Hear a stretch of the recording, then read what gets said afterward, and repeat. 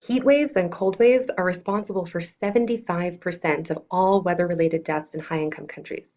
In 2003, 15,000 people died in a heat wave in France, and in a heat wave later that year in India, 900 people died. For the Red Cross Red Crescent, this is a big problem. In Bangladesh, Bangladesh Red Crescent responded to a deadly cold wave only a few months ago, and heat waves are becoming more frequent and intense due to climate change. But why is this happening? Is it because we don't know what to do to respond to heat waves and cold waves? No.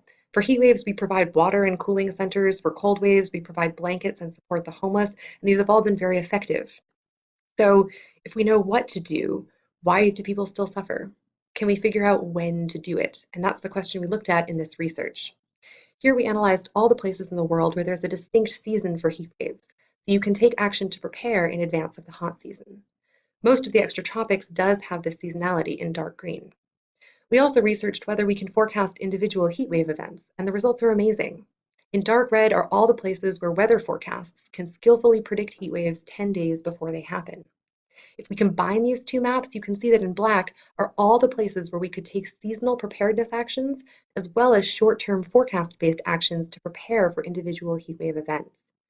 If you look at a map of global population, you can see that 5 billion people live in these regions colored in black. What about for cold waves? The results are broadly similar. We have clear seasonality in the extratropics, and we see short-term predictability in much of the world. However, if you remember the Bangladesh Red Crescent and the Bangladesh cold wave, you can see that in Bangladesh, the models do not have good predictability for cold waves. Scientists can use these maps to identify areas for further research or investment in weather stations.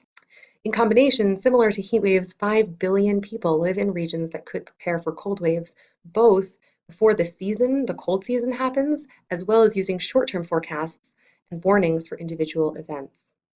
We hope that we can build preparedness capacity around the world and make early action plans to ensure that we do take action in so much of the world to prepare for heat waves and cold waves.